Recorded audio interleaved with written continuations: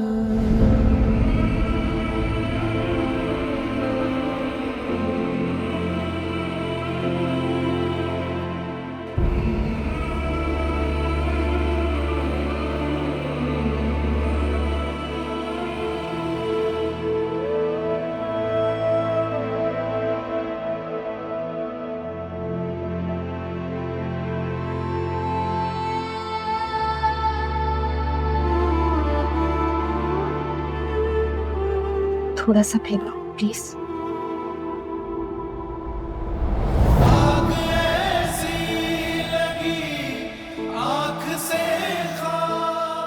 Hello, कैसे हो? आज तो बड़े फ्रेश लग रहे।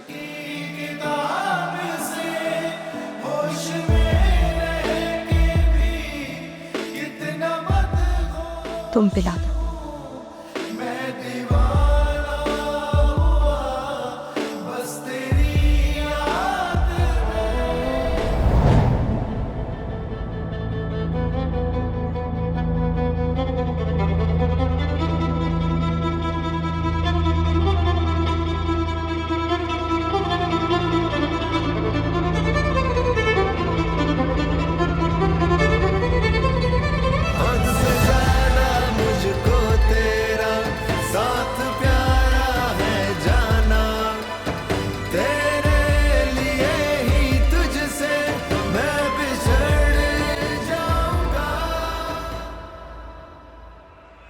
क्या हुआ वफा? या क्यों खड़ी हुई? कल ये स्टोरी पूरे सोशल मीडिया पर है। फेसबुक, ट्विटर, ऑनलाइन न्यूज़, हर जगह उनकी।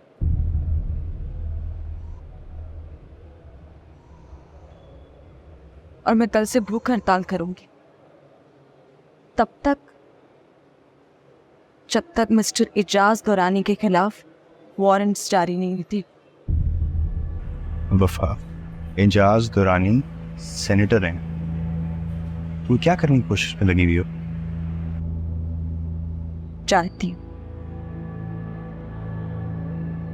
पर कल मिस्टर सेनेटर जेएम की सलाखों के पीछे होंगे। अनवर, अनवर, अनवर, देख के जाओ ना।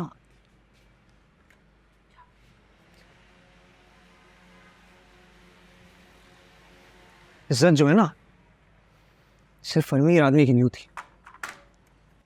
सिर्फ सही बात कर रहे हैं।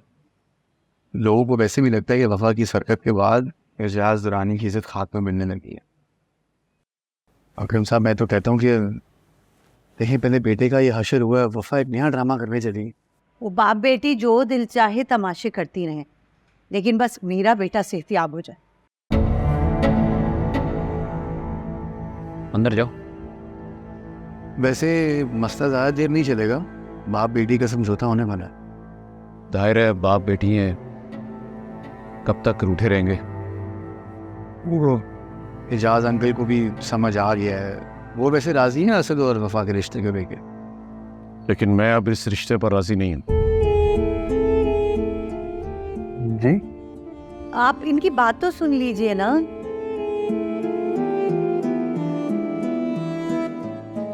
तुम कहा ना, तुम्हें अंदर जाओ। देखिए शेरोज साहब, आप मेरे गरीब खाने पर तशरीफ़ लाए, आप बड़ापन है, पैगाम लेकर आए, लेकिन कहाँ एजाज दुरानी साहब काम है? नहीं, मुझे रिश्ता बिल्कुल मंजूर नहीं है, मेरी तरफ से इनकार समझो। लेकिन हमें असद की मर्जी भी तो पूछनी चाहिए क्या ना। बड़बड़ करिए जा रही हो? बोलो क्या? कहाँ ना अंदर चलूं, क्या पूछूं असद से, क्या पूछूं? ये दिन उसी की वजह से देखने पड़ रहे हैं। देखिए जी, मैं शुरू से इस ताल्लुक के हक में नहीं था। रिश्ता तो दूर की बात, ये जो हुआ बुरा हुआ। मैंने एजाज दुरानी साहब को माफ कर दिया। मैं कौन होता हूँ अल्लाह माफ करे, माफ करने वाला। वो भी मुझे माफ कर दें, हमारे हाल पे रहम करें। वो अपनी दुनिया में आबाद है, हम अपनी दुनिया में जिंदा हैं। और उनकी बेटी जो ये भूख हड़ताल के ड्रामे कर रही है, उससे हमारा कुछ नहीं जाएगा। क्या क्या होती क्या होगी?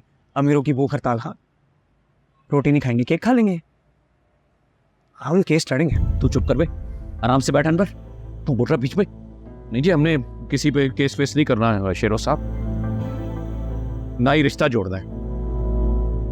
हम अपने बेटे को संभाल लेंगे, आप अपनी बेटी को जिस तरह मर्जी चाहे संभालें, अब आपकी मर्जी।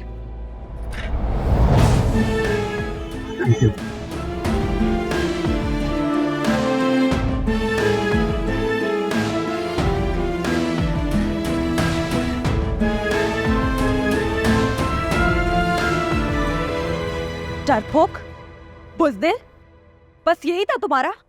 हो गया? डर गए या फिर सस्ते दामों में बिक गए? अरे मैं तुम्हारे लिए पूरे जमाने से लड़ने निकली थी, तुम्हारे एक एक जख्म का हिसाब लेने निकली थी। तुमने हिसाब चुका दिया? यही थी तुम्हारी सच्चाई, तुम्हारे असूल? मैं तो उस रोज भी निकली थी तुमसे शादी करने के लिए, मगर तुम डर गए थे। तुमने अपना ये हाल देखा है? तुम उन लोगों से डर गए जिन्होंने तुम्हारा ये हाल किया। क्यों? क्योंकि वो जोर वाले लोग हैं। बिक गए तुम जब मैं तुम्हारे साथ हुए जुल्म का हिसाब लेने के लिए निकले उन लोगों से। अरे तुम्हारे इस चूर चूर बदन का भी सहारा था मुझे, तुम मेरी ताकत थे, मगर मैं गलत थी। तुमने बीच रास्ते में मेरा साथ छोड़ दिया। शादी करोगी?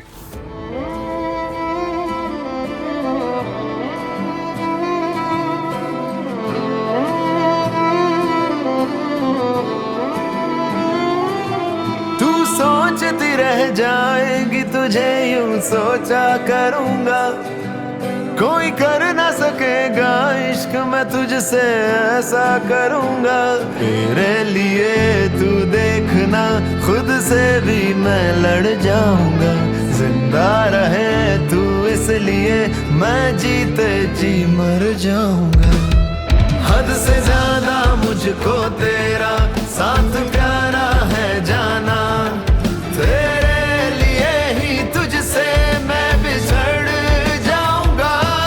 आस्ताने पर दिल के मैं तेरा जोगी बन कर जाऊं। रूह के धागों से बुन के मैं चादरें चढ़ाऊंगा।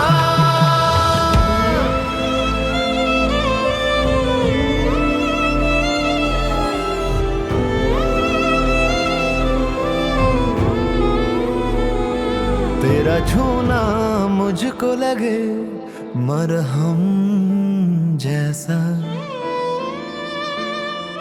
लगता नहीं साथ तेरे गम गम जैसा। तुझे पाने के बाद भी तुझे ही पाना चाहूंगा।